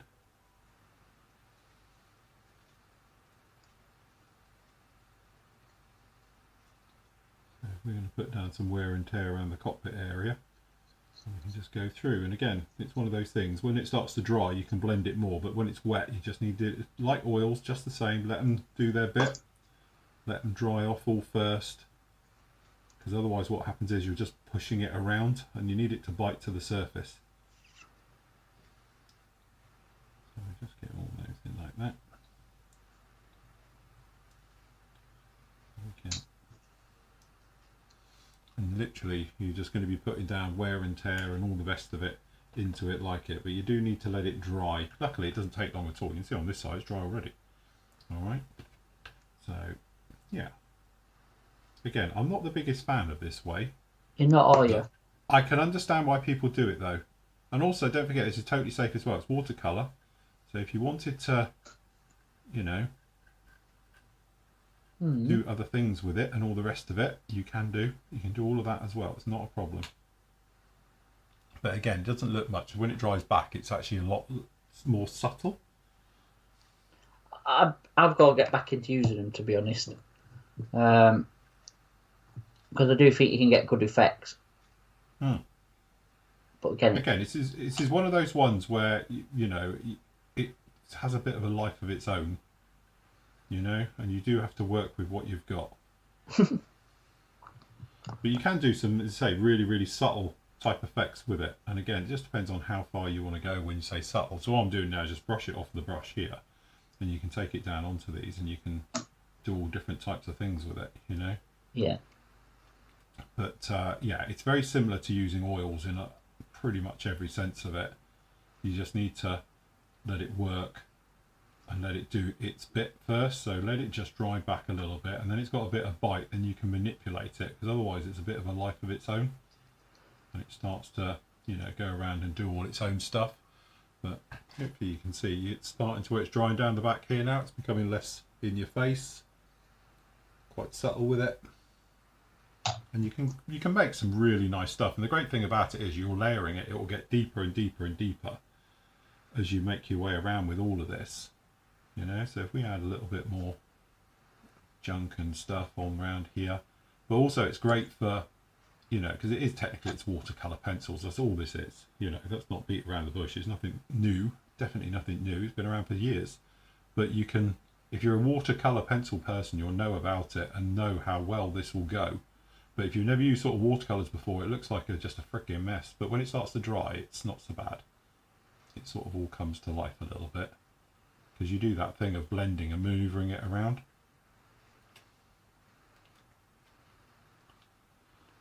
As it goes through. But again, once it starts to dry, you can get in, you can get your fingers into it, you can start to manoeuvre it around and do all your bits and pieces, you know. So yes, take your pick. Works a treat. Just Yes. another tool in the arsenal. in the arsenal of weathering, isn't it? Yeah. And for how much they cost as well, it's actually quite a cheap option, because they really are cheap. And again, I think less is a bit more with them. Yes. A bit in the oil, you're never going to get, like, obviously the mileage like you can with an oil paint, but you know, worthy having, I think. Yes, yeah, definitely. I'll tell you what, they're very I good like for the as well. What do I like? One of the dirt colours is lovely. What they do, and I can't think which one it is. Look at my pencils. I've got thingy full. Have a look when we're on next. Mm-hmm. But you can, do lots of streaking and lines with them as well when they start to go. But again, to be honest, my paintwork is a little bit too shiny. You really want this to be on a very much a matte finish. I was about to say, yeah, you need a real matte finish for it to grip, to work properly. Yeah.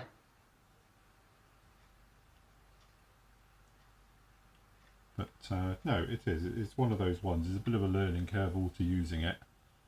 But it's safe, and that's what I like. I like safe modelling. So you do this thing where it's like, is it going to stick? Is it going to ruin my model? No, because if it's not right, literally just wipe all this off and go again. Yes, it's reversible, isn't it? Totally reversible, which again, is what we like. It's like your wash and stuff. It's fully reversible, so you can't really make a mess. No, that's it. But I like the effect. I like the effect more on aircraft than armour. If I'm honest with the pencils, I think because of aircraft are quite smooth, I suppose. Yes. It just works better for staining and weathering. I think armour, because of the shape, more complex shapes, I think, and the build up, it's just not as, I don't know, it don't work as well. I think rust and stuff do. If you've got the rust pencils work okay. But again, the dirt is better off, or the mediums, I think, do a better job. But it's only personal choice. But on aircraft, I think it's brilliant. And again, I mean, you're just like post shading now, aren't you? Yeah, that's it. And again, so if you're not brilliant with an airbrush, again, pencils on top of oils, on top of your wash, they all work wonderfully together, don't they? They do. That's it. That is the point. It's just literally because they work with each other. You're fine. Yeah. And then again, you can. Once it's on here, you can streak it and do your bits with it. Yeah. Neil's just put, you need a Display mini hoover. Thanks, no. Everyone says about that. I'll have to have a word with Kareen about that. Yeah. Everyone keeps saying about the mini hoovers. I've got a Henry Hoover just outside the door there, but I think that might be a bit overkill for a bit of scraping dust. But no. I've actually got a mini hoover at the unit, I did get one. Bloody useless. Got no power to it whatsoever. Yeah. I used to have years ago, somebody bought me an R2D2 one for Christmas or something like that. It was brilliant for your little desk. Yeah. Just, running around on your desk and, just generally. You see how you were blending that in? Yeah. On camera, it looks really good unblended. I don't know how it looks to you, obviously. I just thought it looked a little bit heavy without it being blended. On camera, I don't know, obviously the other people but I thought it looked okay. I thought it looked really good. But again, it's that thing with camera and actually your eyes, isn't it? Don't forget, Phil, pantomime makeup, mate. Pantomime makeup, this is it. This is true. More is less. How it should be. More is less, definitely. Anyway, Henry's just ordered his Master Tool Scraper off Amazon.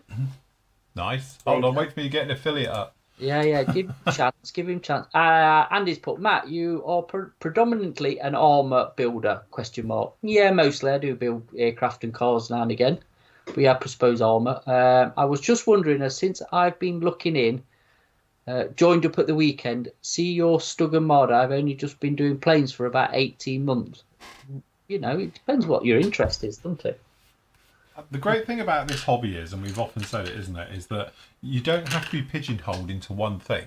If you want to, you can literally do like I do. I do a bit of everything, and as you say, it's quite nice to do. Obviously, at the moment, I'm a bit of an aircraft thing, but we've done armour before, we've done tanks, I do sci-fi, and it's that thing that it's great because at any point you can say, do you know what, I'm going to have a go with a bit of armour, and you get an armour kit out, even if you're working on aircraft at the same time. Yeah. And that's what's nice about it, that you can sort of chop and change and do what you like with all of these things. The thing is with these, they're not expensive. I know they're older kits, but they're still sound as into building. If you just want to build it out of the box and not faff about like me with some resin bits and bobs, yes, it's fine. And again, if you're just dipping your toe in, you don't want to be going spending 50, 60 quid on something that you might not enjoy. And this is where the old Tamiya kits come in to me, still. you know, they're 50-year-old, some of them, but they're that well engineered back in the past anyway that they're a nice, easy build. So you can see if you like it or not. You can use it for practicing your weathering on, if that's what you want to do, or like say some cheapo upgrades or something.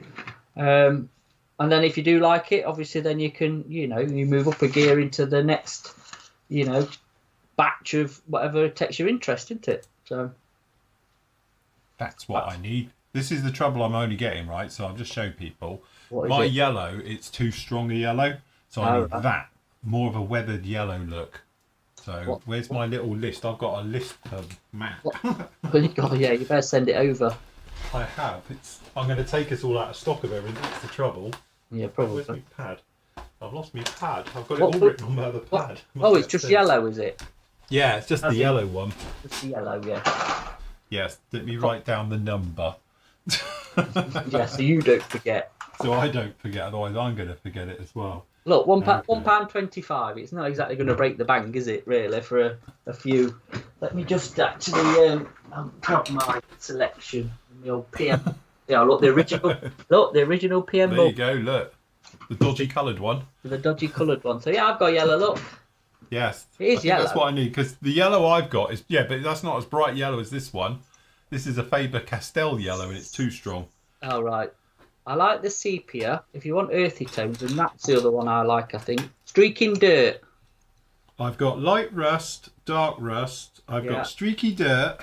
Yeah. And I've got dust and rain marks. And I've got what you need. chipping colour. Hey, that's what I'm going to send you, Phil. Oh, right, a silvery one. Right. Oh, I need that and a yellow one. Okay. But yeah, I've got a few here, I think. Oh, here it is. I found it. I found my thing. This is my list Bit of sand. for you. But yeah, I mean, they do a lot. And you can do a lot with them. Like, say, if you just wet the tips and use them on a paintbrush. Yeah, which is what I was doing, literally paint. Have you fingered your Posca pens lately, Phil? I have my Posca pens today, actually, because I've been using them on the Viking. It's like the thing draw. I'll tell you why I've got that. I couldn't go on with that one, though, for some reason. Which one's that? Whatever that is. It's a silver pencil. I think it's silver. Yeah. Look. Or more grey. Yeah, I don't think that's... Is that on camera? Here you go. Can't see. Hold on. Let me go your full screen. I don't know if I can see. I think I've done it off camera because you feel it. You have done it off camera. Oh, yeah. There you go. There you go. So I don't know. But yeah, they work. Yes. Like I say, for what it is, pick and choose your colours because they do like light blues and whatever, but they're not overly expensive just to have as a, you know, even if you're just going to try them. So, do you want to hear my list? I can tell everyone my list of what I need from you. No, because if you tell everybody your list, they'll go off and buy it and you won't get it. Well, that's it. So I won't say anything, but I do need rapid thinners. No. I need third gen thinners. Stop. I need some refill Tamiya tape. Stop. I need some AK magnetic glue. Oh, God, no. I need XF85, LP2, LP4, LP5. Oh, no. I need RC247 gold grey. I need now an AK 132 yellow weathering pencil and a silver pencil. And also I need a C Hitaka 048 gold grey. Because I've used them all. I'm out. Why do you need gold grey? You're not painting anything gold grey. I know, but but I haven't got any here now, literally, because I've used it on all of these recently. Because I've used the last of it on the Phantom. Right. So yes, that's why I'm out of gold grey. Need my gold grey. And we'll be out of gold grey by tomorrow. Yes, nobody buy the gold grey because, well, you can do, but I do need some. I'm a bit low on it. Yeah, definitely. So when it don't come in your order, you know your rank's been pulled and somebody else has it. Well, this is what happens. That's why I always get pulled rank on this. Yeah. So, don't forget, you can send me lightning. To be honest with you, I've got a few things to send you, haven't I? Oh, right, okay. So, do I get a care package? I do need to talk to you about that because stuff's happening all of a sudden. Right, okay, fair enough. In the modelling world, which we'll talk about obviously tomorrow when we do a PM show. PM show, yeah. But yeah, I do need to get you a care package over with some bits and bobs in, so I have not forgotten. Fair enough. No, it's lovely. So, what are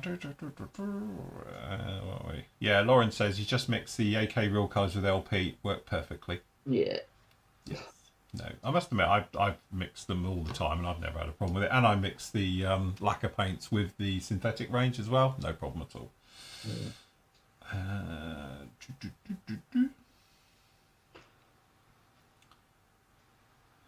John says he needs to order some paint because his order had some missing. Did it? That's about right. I tell you what, last week I was useless, honestly. John, because you're almost part of the team, that's what happens. You're like an afterthought. You've probably been short shipped, John, because I'll be perfectly honest with you, and Andy will vouch it. I had a bad week last week. I really was. You had a few errors, did we? Oh, got with paint. Just paint, yeah. Just the worst one we had, literally, we were saying about it a couple of weeks ago. A gentleman bought a full set of thick washes, right? Yeah. And we sent in the thin washes by mistake. Yeah. So he was saying, just to let you know, you sent us the wrong washes. Do you want me to send them out? I said, look, don't worry about it. Keep them. I'll send you out the right ones for you. Yeah. So this is Tams's cock up in the first one. I'd just like to point this out. So the second time, I sent it out. So what did I send him? Thin wash. I sent him the wrong washes. So consequently, he's now got two of the wrong ones. I ain't that bad. So then we had to do it again, and literally me and Tams were both down the unit picking the orders at the time, and we both double checked each other's work to make sure he did get the third lot that were correct. So yes. Yeah. So then that was all right then. Eventually we got there in the end. And now he's got enough washes, as I pointed out, to last him a lifetime and some, or we could just flog them on eBay. Yeah. So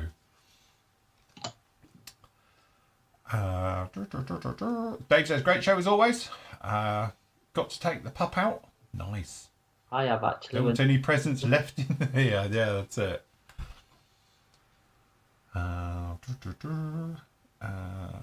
We're actually thinking of taking her out to go and get her a new winter coat. Oh, right, okay. Because she ain't got one. So we're going to go to... And to be honest with you... She's wearing one. She's a dog. She's a sensitive dog. Sensitive dog. It's like Tam, she says about... we were in Mole Valley the other day, which is like a farmer's huge thing, warehouse. So obviously we're looking at it, and there's all these fluorescent high-vis dog coats in there. She's she needs one of these. It's like, why? She's not on a building site or walking around a farm. She's a dog. She doesn't need a coat. Get her a hard hat as well. Yeah, that's it. It's like, no, she's fine. So, anyway. Neil says, Phil, buy the full set. Yes. Well, this is it. Do they do the giant box set still? We have actually got one in stock, to be honest, and they're out of stock at suppliers. So. Oh, I see. Yeah, 37 pencil set. Oh, yeah, that one. Yeah, the full book. They do a black and white. They do a green and brown set. They do sets on their own, and then the full set. Yeah, they're not £6.75. So you got your basics and. Oh, you got all your blues. Blues. Yeah. Do you know that? I didn't know. To be honest, I didn't. Did you not really chip in? I know they did the full set. I know they did that one there, the full set of them. I didn't realise we had them in there as well. Yeah. Oh, look, metallics. Yeah. Ooh. You could colour in like C3PO look. Yeah, I could do, look. I bet that's a good one to get, the chip in and aging set. Yeah. Because that's all your weathering colours, really. Yeah, we do sell... Your rust and your yellows and... Yeah. I think, again, I was just saying about armour, and I never think to do it, like chipping and stuff. Yeah. Because I don't like to over-chip things, but I never think to use pencils. No. Honest, you can use your sponge or your chipping fluids or whatever, but I'm on about like subtle, just a bit of wear, not fully, derelict. Yeah. Like say around this cupola.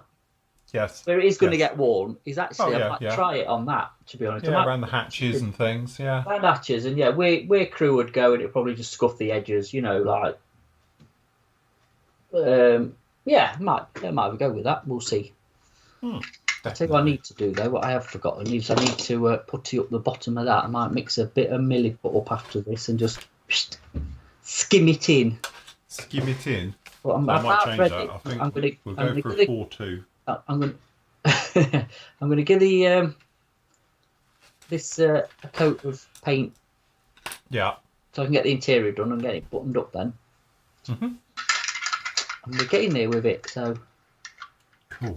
Right. Well, what I would do is I will carry on doing this off camera, and we'll go around and get that done. And then next time we'll get it unmasked and all the bits onto this one, and we'll get this one pushed out. We've got to do the exhaust for it. We've got to get it unmasked. I've still got to do, to be honest, the rear cockpit of the rear gunner's station and wireless operator station because I haven't done it yet. So I've got to build that and put that together. So we'll get that done, and then obviously we're getting pushed through. So yeah, good job. Coming along. Actually, it's quite nice, that. Quite effective, that. Nice. What happened to my BF 110 build? Nothing's happened. It is literally up there in a box, and it's going to be resurrected again at some point. I don't normally abandon projects. It just stalled because of other things, to be honest. But no, I will bring it back. Don't worry. It's got to be done. I was trying to get it done for Telford, weren't I? But I've really bitten off more than I can chew with the timescale I gave myself to do that kit, because I forgot it's a dragon kit originally, and it's a bit I won't say complicated, but parts heavy. And then I was doing the base with the helicopter, the gyrocopter and stuff, and I got quite into that, so it got sidetracked because of that, really. But no, don't worry, it will be back and living with Nathan by Telford next year. He'll probably actually be on the Luftwaffe SIG. I'll probably get it done. I'll get it on there for next year, something new. Yeah. Very good. Just to say, Andrew here was talking about the engines on World War II bombers and things like that, and with the leaded fuel. And obviously, yes, I totally agree. So yeah, he was basically saying the bombers were all about endurance. So they leaned right back, and the fuel was burnt cleanly, and the staining was actually the lead residue. See, that's why engines like that used to carry on forever, because they were full of lead, which kept everything nicely lubricated. Yeah. And then they went like modern cars, all this unleaded rubbish ruins your car, isn't it? Yeah, don't last as long, does it? So no. It's me and you back on Thursday, isn't it? No, it is, yes. Me and thee Thursday night. We're back on, so you've got us again this week. Yes. Hey. Yes, that's it. You get two lots of us today. Aren't you lot lucky? Don't forget, just pop over. Obviously, we were looking at it earlier, but the PM store. Yeah. You can pop down in here. Obviously, we've got all your bits and pieces. To be honest, the specials hasn't changed that yet or anything. But if you do need all your weathering pencils, bits and pieces we've been using today, and all your paint we've been talking about. Just a quick one, mate. Can you go in new arrivals? New arrivals? Before everybody shoots off, because I know we fingered it, but we have now got the Gannet up and the main Apache. Yes. We got the Apache in. Apache. And I'll do the review of that this week. Be a review for this, maybe tomorrow. If not, I'll be up with you Thursday. Yes, it's a heavy helicopter. It is a heavy helicopter, heavy attack helicopter. Apparently when it's loaded. So yeah. But yes, so we got that one in. Obviously the Gannets as well. If you want to grab yourself a Gannet, they are in. Just to let members who are feeling, your Gannets went out yesterday. Yes. That's paid for the pre-order. I apologise, we're a bit behind the curve with it, but there's reasons behind that. But anyway, we've got them all out who's paid, who wanted them, if you know what I mean. They all got posted out yesterday, so happy days. I've seen B52, just reminded me, I see that they've done the B52, the Model Collect one, because Model Collect have been really, really quiet. Yes. In fact, I thought, where the hell are they? Because they've really vanished off the face of the earth. And anyway, they've just released the new version of the B52. So I'll tell you what is coming out that I got information for today, which again we'll probably talk about more tomorrow. Great Wall Hobbies are releasing a 114th Valiant. Oh, right. So they've done a Victor and they've done a Vulcan, haven't they? So they're doing a V-Bomber special, and the Valiant's out now. Well, not out now, but he's coming out in the future. So very nice. Very cool. Right, just last up, if you do want to join us and you like what we do, don't forget to consider a membership. All right, so you can just pop in here. Obviously, it's £4 plus VAT a month, and you get everything, literally everything. Obviously, the full members build, there's about 120 videos which are out. There's about 2,000 videos you can watch which aren't available on YouTube, and all the rest of it goes with it. Plus the fact, as I say, you get all the stuff from PM Models. You get a discount there. You get 15% off all Flory Model stuff as well, and all the other great stuff that we do. So if you do want to do it, you can. Remember, if you're a European member, you have to come in via Patreon because it's a VAT thing, all right? And they pay the VAT and everything, and it's all done for me, which is a lot easier than me doing it. So you can go in via Patreon if you want to do it that way as well, and you'll get instant access to pretty much everything. The other way, of course, if you're anywhere else in the world, you can just email me and I'll send you you over the links with all the full details of how to become a member, just like that. Remember, there's no maximum or minimum time length you have to be with us. Obviously, it's just a monthly ongoing subscription, unless you do want to sign up for a year, and you can get 2 months free if you do it that way. All right, so you can do it straight away, just like that. So full details down below, just down in here. And obviously the Flooring Model Store, if you fancy any of the washes, all the bits and pieces we talk about, we've got all of these down in here, plus the very popular, because they've been flying out all weekend, mug. So we've got the genuine, this is just a normal straightforward mug for everyone, and that's available down in there. And the aprons are back in stock as of today, and someone's bought one already because I had 12 done. There we go. So the aprons are back in stock. I know those have been out of stock since the since the Flory Fest. So those are finally back in stock, and we've got the XL hoodies are back in stock as well now. So if you want to grab any of those ones, you can do. And obviously we've got the glue and the pot holders as well. So if you fancy any of those ones, you can get any of those. Just pop over to the site and just pop into the store. Just click down in here, and you'll be taken straight over. There you go. So yes, good job. We'll be back with you tomorrow for the PM show. It is recorded, it's not live or anything, so we'll be recording that nice and early in the morning.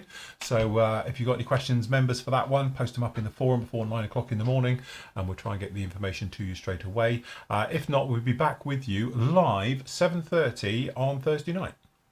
So we'll be building as well and carrying on with these. So if you want to join in with us, we'd love to have you along. Obviously, it will be free, and you can watch it on YouTube as well on that one. And then on Friday, members, you'll hopefully get the final part of the Viking will be up with you. And then obviously we'll be talking about our new project that will start after that, which don't know what it is yet. Got an idea, but hey.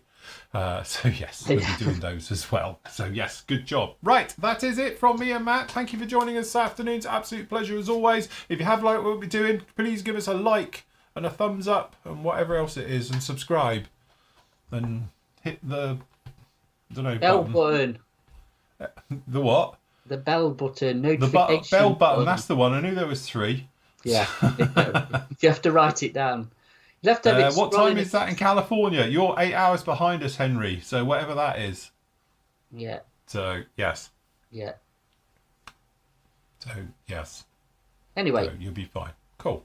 Thank you very much for everybody watching us and that. And we will see you on Thursday. Indeedy. See you later, everybody. Happy modelling. Take care.